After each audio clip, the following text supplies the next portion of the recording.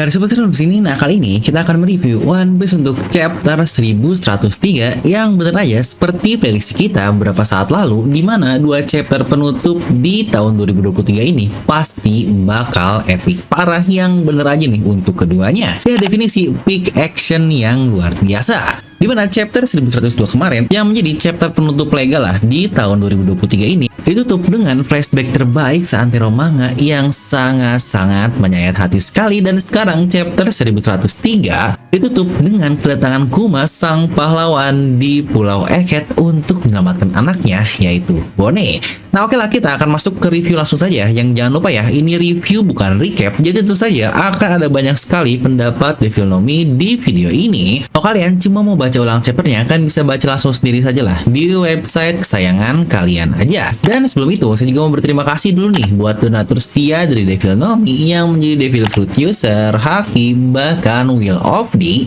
Dan buat kalian juga yang mau bantu support channel Devil No Mi, bisa klik tombol join di sebelah tombol subscribe. Dan buat para players baru juga, bisa langsung klik subscribe ya, dan nyalakan bel notifikasinya. Nah mari siapkan kopi, jangan lupa besar, pasang headsetnya, ambil posisi PW, and wadidaw.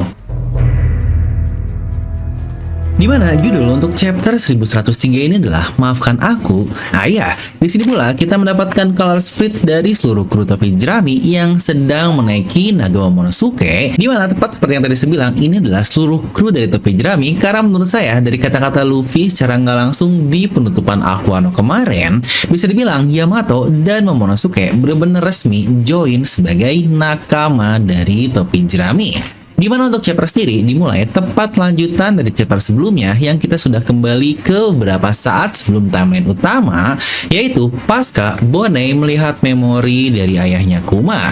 Di sini ternyata Vegapunk dia sudah nungguin di depan ruangannya dong, yang dia bahkan gak masuk untuk mengecek Bone. Yang wah ini respect banget sih. Yang disebut bahkan terlihat awalnya dia sepertinya menunggu sambil duduk, dan setelah Bone keluar dia langsung berdiri.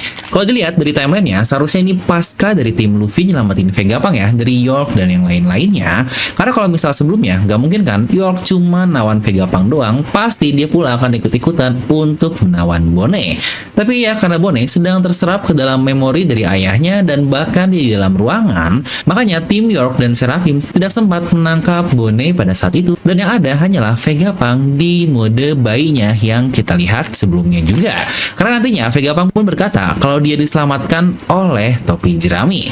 Dimana di satu panel ini saat Bone yang pasca menangis yang akhirnya meluk Vegapunk dengan berubah ke usia bocahnya, dia pun bahkan mengakui salah dan meminta maaf kepada Vegapunk. Yang sejujurnya ini hal yang dalam sekali sih. Definisi udah kayak kakek dan cucu nih di antara kedua orang tersebut. Dan di sini ternyata Kuma sudah menyiapkan hadiah ulang tahun kepada Bone di usia yang ke-10, dan itu adalah kalung safir yang bentukannya seperti matahari yang wah ini epic parah. Dan yang menarik di sini Vegapunk berkata kalau kalung ini dikatakan oleh Kuma semacam jimat keberuntungan, dan Bone pun berkata kalau topi jerami adalah anak dari seseorang yang sangat dekat dengan ayah ya. Yang Vegapunk pun sendiri sebenarnya kaget karena bisa-bisanya Bone malah datang bersama dengan Luffy, yang bukankah itu adalah takdir yang sangat aneh. Dan di sini Vegapunk bilang kalau dia akan menceritakan semuanya. Atau bukankah kita hanya melihat perspektif Kuma saja yang Bone dapatkan dari memorinya, dan sekarang butuh perspektif dari Vegapunk ini. Yang di sini pun bahkan Vegapunk meminta maaf karena dia nggak punya pilihan. Dan Bone benar-benar mengerti hal itu semua sambil berkata, ya tentu saja karena kau hanyalah direkrut oleh mereka dan itu semua bukan salahmu. Yang wah ini gila sih, bocah 12 tahun pemikirannya sudah mature banget. Dimana di suatu negeri Wakanda bahkan orang-orang yang sudah berumur tetapi pemikirannya malah kayak bocah. Dan kita kembali ke present time, dimana Sanji, Vegapunk, Franky, dan Atlas mereka semua masih tidak dapat bergerak akibat ulah dari Saturn. Dan Luffy yang masih kecapean berkata kalau dia ingin makan. Di sini pun terlihat kalau Kizaru sudah bisa bergerak tetapi dia masih berbaring nih, yang berarti dampak dampak tonjokan dari Luffy benar-benar separah itu. Di mana terlihat beberapa panel di dunia luar yang sedang baca surat kabar terkait insiden yang sedang terjadi di Egghead, yaitu terkait insiden barikade, dan mereka berkata jika penyerangan ini lebih parah dari Ohara lalu. Yang bahkan Dragon dan Ivankov pun diperlihatkan di chapter ini yang mereka ternyata masih di Pulau Kamabaka. Yang ada apakah lagi-lagi Dragon masih menjadi fraud dan tidak melakukan apa-apa? Ya seperti biasalah, yang ini kacau banget. Dimana Bone yang masih dipegang oleh Saturn, lagi-lagi dia mengeluarkan mode Nika like future-nya alias Distorted Future, dan kita melihat tangannya benar-benar menjadi karet dan membesar seperti itu.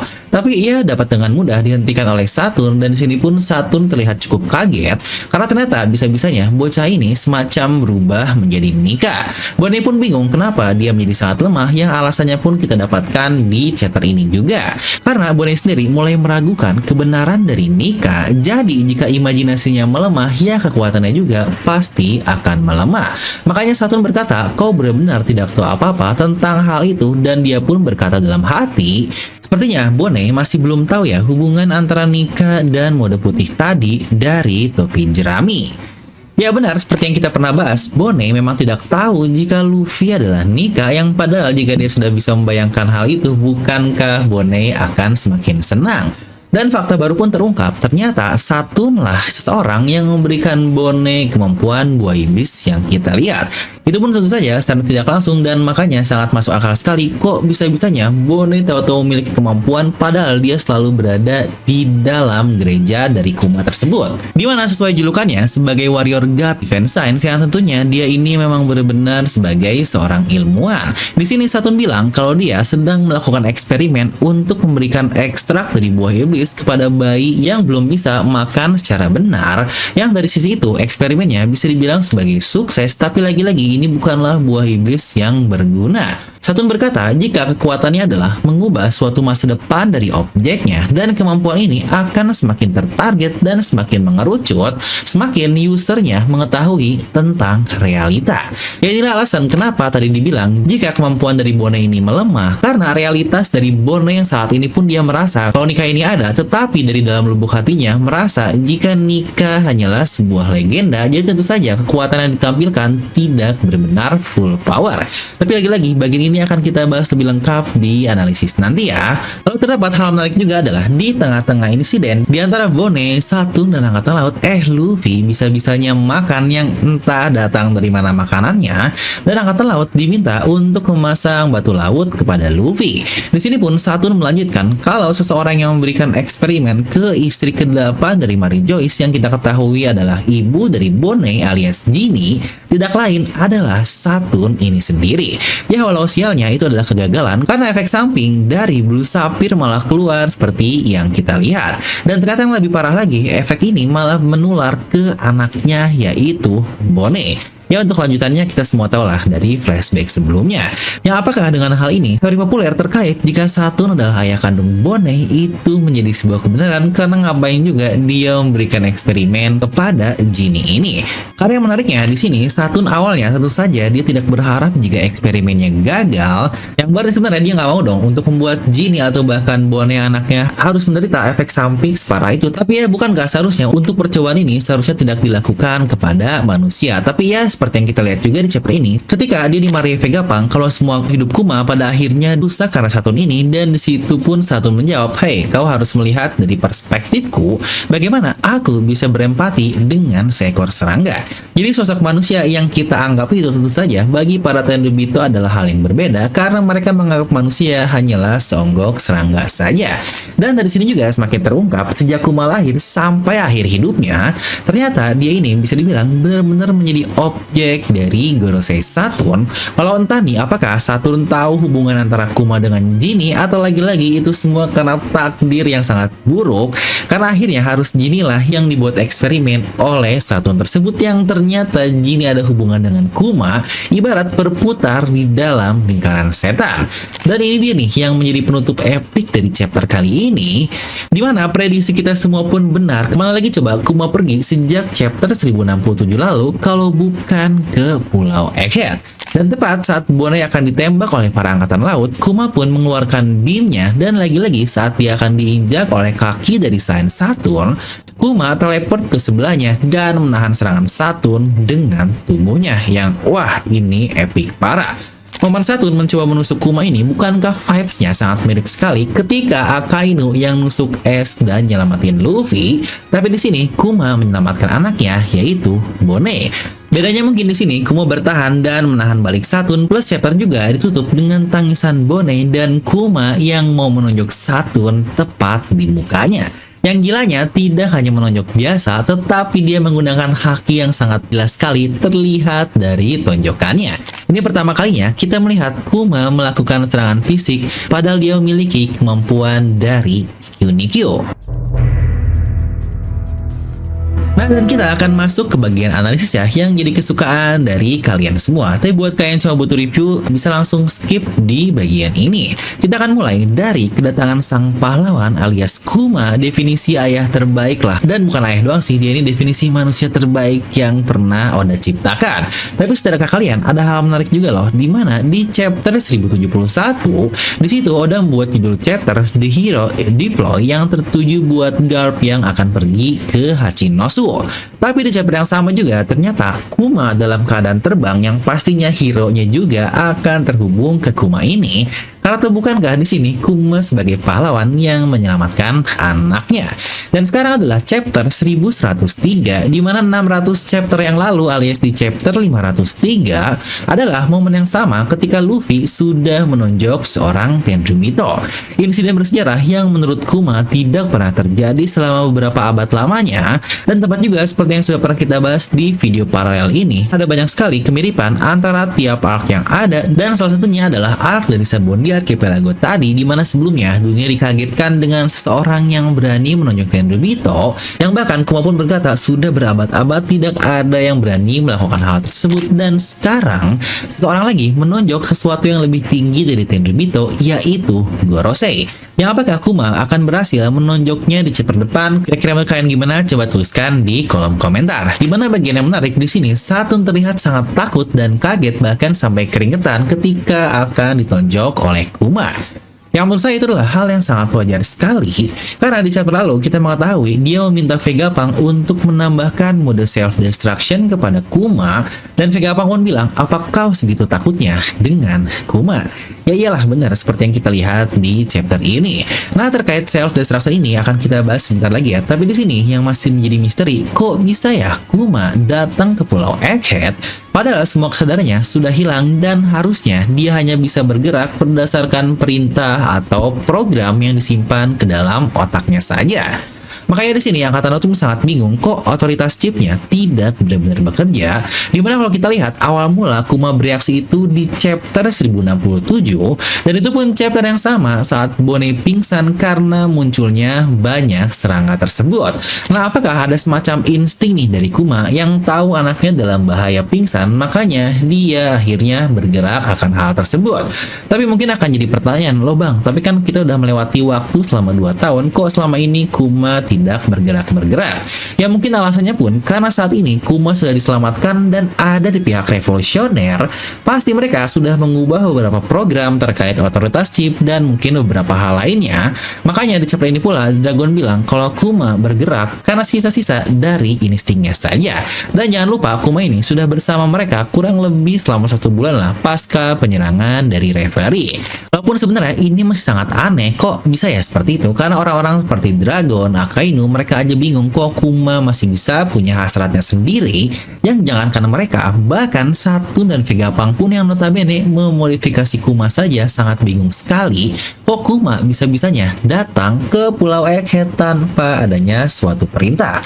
Tapi ngomong-ngomong terkait kekuatan Bonai yang baru saja dijelaskan di chapter ini, yang apakah mungkin kedatangan Kuma ini ada hubungan dengan kekuatannya yang tanpa sadar dapat bangkit? Toh ingat awal dari arc Egghead, Bonai yang sebelumnya kapalnya karam akibat serangan dari robot Egghead, akhirnya dia malah terselamatkan oleh Worm Eddy yang notabene itu adalah bencana laut.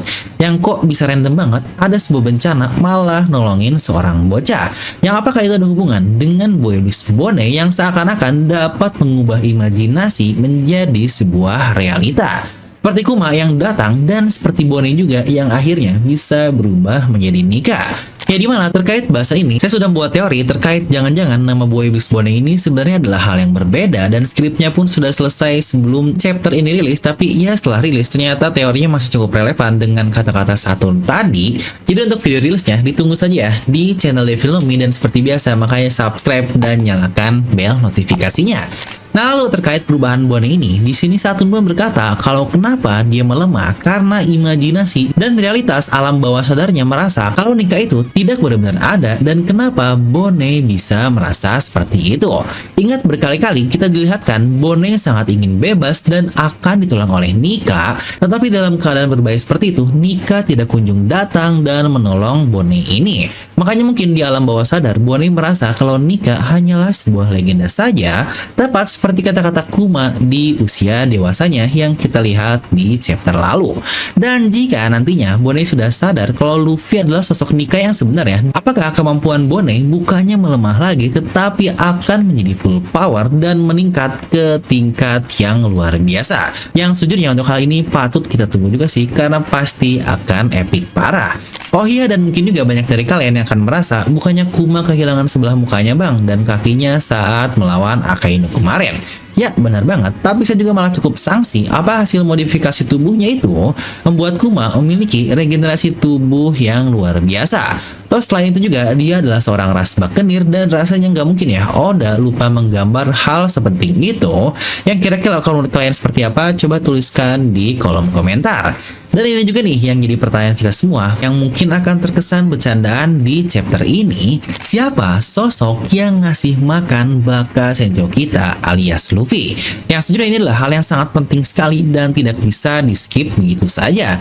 Awalnya pastinya kita mengira jika yang memberi makan adalah Atlas, karena di situ pun dia bilang mau memberinya makan tapi tubuhnya tidak bisa bergerak. Jadi seharusnya opsi jika ini adalah Atlas sudah gagal karena tubuhnya tidak bisa bergerak.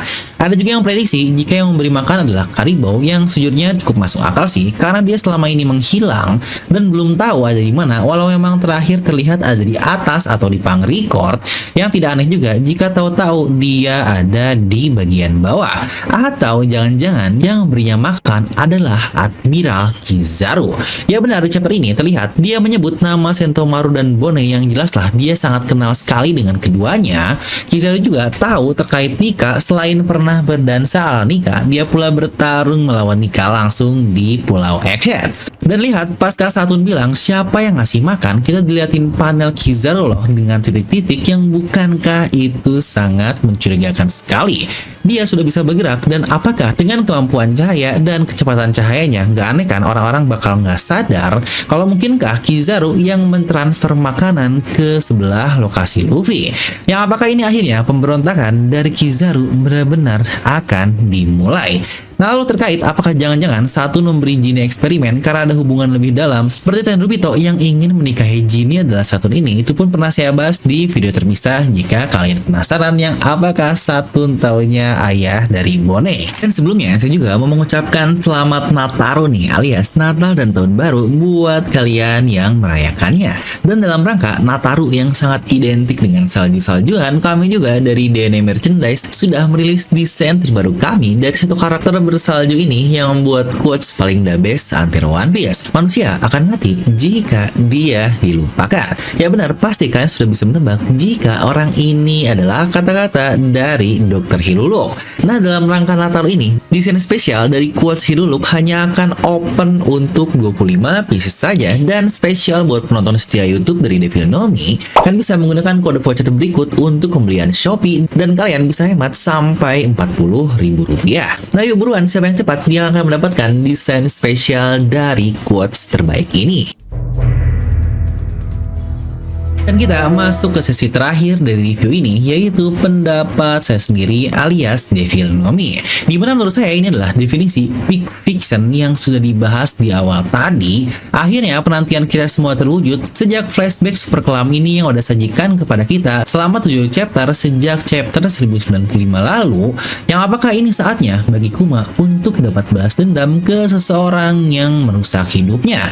Tapi apa benar ini semua akan berjalan mulus? Ya, Guys, sebelum kita bahas sedikit tentang hal itu, kita kasih nilai dulu lah untuk chapter ini. Di mana di chapter lalu saya kasih nilai 10 dari skala 10 karena itu adalah flashback terbaik yang pernah ada. Dan di sini memang peaknya saat Kuma datang saja, tetapi ya udahlah, hanya bagian situ saja. Jadi akan saya kasih nilai 9 dari skala 10 karena harusnya untuk klimaksnya akan di chapter depan saat tonjokan dari Kuma berhasil mendarat di muka musuh dari bebuyutannya ini. Nah, di mana di sini akan ada dua opsi menarik nih. Pertama, apakah Kuma benar-benar sadar apa yang dia lakukan dengan menolong Bonney? Karena di chapter lalu, Vegapunk seakan-akan memberikan foreshadow terkait penemuan barunya mengenai sirkuit otak yang bisa di-on-off-kan seperti itu. Dan itu juga mungkin akan menjadi alasan jika Kuma pada akhirnya masih memiliki hasrat dalam dirinya. Tapi di sisi lain juga, kita tahu Saturn meminta Vegapunk memasang self-destruction dalam tubuh Kuma ini, yang bukankah akan sangat tragis sekali kalau Kuma yang akhirnya bertemu Bonney akhirnya mati meledak tepat di hadapan anaknya. Tapi iya nggak aneh juga sih kalau kita mau ambil pola yang ada, Kuma emang datang buat nyelamatin anaknya. Dan pertolongan Kuma inilah yang kemungkinan nantinya akan buat semua kru topi jerami plus Vegapunk dapat berhasil kabur dari Pulau Egghead. Dan mungkin pulau selanjutnya pastinya adalah Pulau Elbaf, karena sejujurnya masih bingung juga sih saya sendiri bagaimana mereka bisa kabur dari barikade luar biasa yang dibentuk oleh Angkatan Laut. Bahkan rencana awal mereka untuk terbang menggunakan Vegaforce sampai penghujung pulau itu pun sudah gagal karena Vegaforce sendiri sudah dihancurkan oleh Kizaru. Tapi yang saya tunggu sih dari semua build up yang ada, Luffy yang saat ini sudah siap bertarung karena sedang makan, Bonney yang imajinasinya akan meningkat ketika dia sudah tahu apa itu Nika, dan Kuma yang sudah mengidolakan Nika sejak awal. Apakah pada akhirnya kita akan melihat momen trio Luffy, Nika, dan Kuma untuk bertarung bersama melawan Saturn yang, wah jika iya, ini bakal epic parah. Nah, jadi itu untuk video review kali ini, dimana sebelumnya saya juga pernah berteori jika apakah Saturn akan mati jika melihat beberapa paralel dari arc sebelumnya seperti Skypiea dan Dressrosa di video ini jika kalian penasaran. Kira-kira berapa nilai untuk chapter ini menurut kalian, dan kalian sendiri lebih suka Kuma untuk hidup atau mati? Coba tuliskan di kolom komentar. Dimana mungkin ada sedikit revisi terkait rilisan dari One Piece ke depannya, karena chapter 1103 ini seharusnya rilis legalnya di tanggal 7 Januari nanti. Nah, jadi karena kita mendapatkan rilis duluan, maka minggu depan kita akan libur dari waktu rilis normalnya, dan dikatakan juga 1 minggu setelah itu alias tanggal 14 Januari akan ada libur awal tahun seperti biasalah dari majalah Shonen Jump. Yang berarti untuk One Piece legal akan rilis untuk chapter 1104 di tanggal 21 Januari atau mungkin spoilernya di tanggal 17 nanti. Yang bisa dibilang kita ngelibur selama 3 minggu nih, yang saatnya bacot-bacot Nomi. Dan sekali lagi sebelum video ini selesai, kami dari Filmi mengucapkan selamat liburan Nataru ya, alias Natal dan Tahun Baru. Nah, itulah untuk video kali ini. Buat yang merasa terhibur dan mau support channel Filmi secara langsung, bisa langsung join untuk membershipnya, atau beli juga nih merchandise keren yang cocok buat kamu yang wibu tapi nggak mau kelihatan wibu. Langsung klik link di deskripsi video ya. Share juga video ini ke grup One Piece kalian biar bisa diskusi bersama. Nah, seperti biasa, like aja kalian suka, dislike aja kalau suka, jangan lupa untuk subscribe dan juga share video teman kalian. Gue Devil pamit, and I'll see you guys next time.